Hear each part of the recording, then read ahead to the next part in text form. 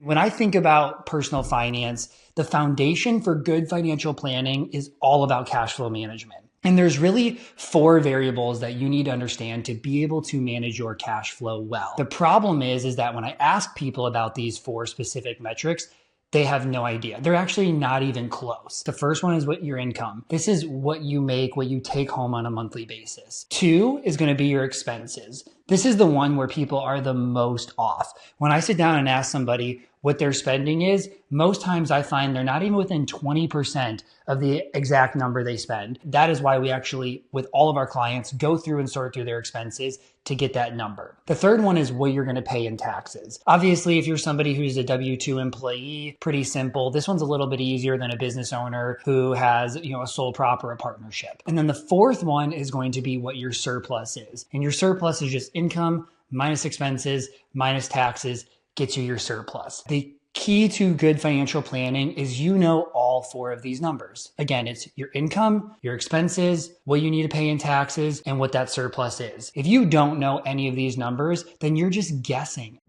So now let's go through each one to help figure out how you actually nail down these numbers. The first one's your income. Again, this is super easy if you're a W-2 employee. All you need to do is go look at your most recent pay stub. What is it that you take home per month? Let's say it's $10,000 per month that you take home. And then if you have a spouse, then you'd want to look at theirs. Let's say they make $5,000 a month take home. So now you're at $15,000 of take home a month. This is obviously not as easy if you were a business. Again, if you go back and listen to the earlier episodes, as a business owner, early on, maybe you don't have a set salary or set withdrawals that you take from the business, but let's assume it's later on and you do. Let's assume that you're paying yourself that same 10,000 number, right? That is the number that you want to look at. The next one is expenses. So this is one where I urge everybody to actually spend a little bit of time going to figure out what your expenses are. You can do it the old way. You can basically get all your receipts, log them in Excel, do it on paper.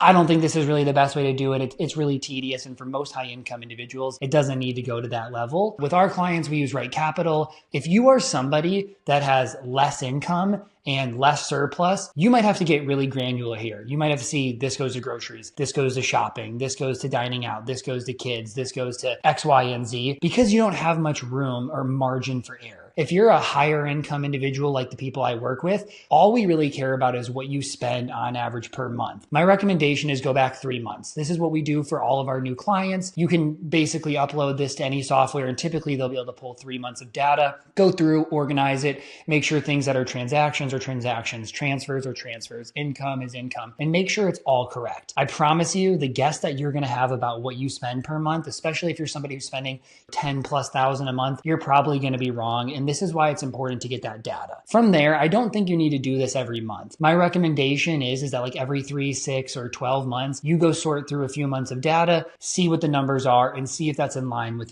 what you want it to be. And the third one is your tax liability. This is pretty easy if you're a regular W-2 person, like I said, but we work with a lot of people who get paid W-2 and this is not easy. Think people with large bonuses, think people with RSUs. So oftentimes what happens is these people are in the 37% bracket that we work with, but on bonuses and RSUs, the payroll only ends up withholding 22%. So imagine the person we work with, they make $1 million, 500,000 of that comes through as RSUs. Basically, that's just a cash bonus paid in stock. So what happens is if 500,000 of that comes through at 22%, it withheld at 15% too low on $500,000. That's a $75,000 tax shortfall. And this is why nailing down your taxes is so important. What most people fail to realize is that withholding through your payroll is just a guess based on the information you gave it. So let's say you sit down and say, I'm married, I make 100 grand. It's going to withhold based on that, but it might not know over there your spouse makes $1 million and it is significantly under withholding. It's good that withholding gives you a guess, but you still need to nail down your tax liability, because if you don't and you go allocate these dollars, tax time is going to roll around, and 1, you're probably going to owe penalties, and 2, you're going to be wondering, how do I come up with $55,000 from the shortfall? If you're a business owner, you really should be working with a tax professional, somebody like our team who's going to give you tax estimates at the beginning of the year, middle of the year, or the end of the year, so you can actually be planning out what is your true surplus post-taxes. The fourth number then we're going to look at is your surplus. So it's income minus expenses minus taxes gets you your surplus. Only from there can we actually start to think about how to manage your cash flow. For most of the people that I work with, and this is what I urge you to do as well, go back and say, hey, I'm going to take out some of the savings I'm doing. So when you look at this equation, you don't want to include your 401k past the match. You don't want to include your backdoor Roth. You don't want to include savings to your emergency fund or travel fund or to your taxable account. All those things are going to be decided on once we get down to this surplus number. Let's say we get down to it, your surplus is $5,000. That is where we might go back and say, hey, great, we have $5,000. Here's what our goals are. Are we on track for that, right? Okay, maybe we want to save $12,000 a year for travel. So that's $1,000 a month. Okay, we want to both max out our backdoor Roths. That's about $1,100 a month. Okay, what else? We want to cover our kids' college. So maybe that's going to be $500 a month. You want to have your hierarchy of how to prioritize things, which we're not going to get into today, but you really need to get down to that last number before you figure it out. And now from here, with cash flow, we have to figure out how to budget. As I talked about before, there are many ways to budget. I believe if you're somebody that has lower income and lower surplus, you need to do traditional budgeting. This means you allocate the right amount to the right category, you track it through the month, and you make sure you don't overspend. But for the high income clients that I work with, this is typically not what I recommend. I recommend what's called reverse budgeting. Reverse budgeting, all it is that we automate our savings and investments first, and we invest what's left over. But to do this well, you have to start out with this exercise we talked about. Income minus expenses minus taxes gets you your surplus. So let's use the example. You make 20,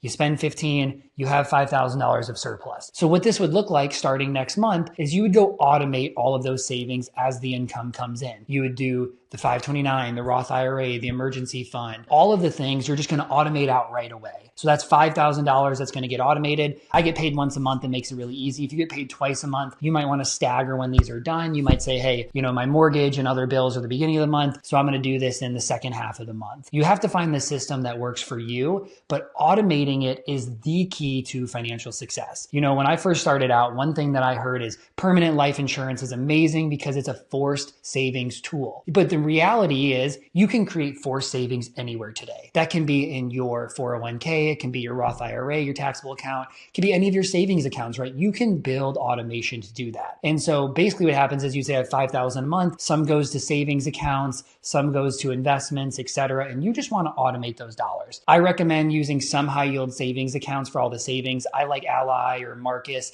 Basically, I can have a specific account with a specific goal with specific savings every month, and then I can set it to shut off once it hits a specific dollar amount. At the end of the day, I think automation is the key to success. You will be amazed by how much more you will save and invest simply because you take you out of the equation. You don't think about, oh, the market's down or the market's up, I shouldn't invest. You don't think about, oh, it'd be nice to spend a little bit extra. You get all of that out and saved right away. And this automation is what leads to really, really great success financially. And then the last thing to talk about is, well, how do I make sure that if I have a month where I spend a little bit more, I don't go under? What I believe is every checking account should have a buffer. How much you have as a buffer really depends on who you are and your own behavior. If you're somebody that's like, I am a great saver, I don't overspend, then you can have a larger buffer. So if we go back to this person who's spending $15,000 a month, a lot of times I'll have them have the $15,000 plus 1 month of expenses, another $15,000 as a buffer in their checking account. Some people will say, oh my gosh, you have extra money in your checking, you're not getting interest on it. To me, the ease of using, not having to worry about transferring, etc., is worth giving up a little bit of interest. If it's not for you, that's okay. You can have a lower buffer. But if you are somebody that is bad at spending, if you see $1, you spend $1, then the buffer is going to be the worst thing that you could do for yourself. So I would recommend that you typically just have 1 month's expenses, that $15K, not the additional 15, or you have like 15 plus maybe like $2,500 or something small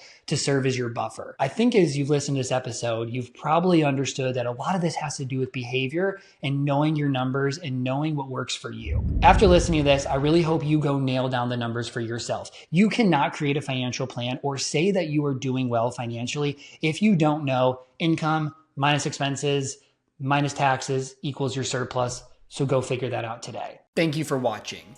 If you enjoyed this video, please leave a like and go follow my page for more personal finance content. And as always, if you have any thoughts, please leave it in the comments below, and I promise to get back to each individual comment. See you next week.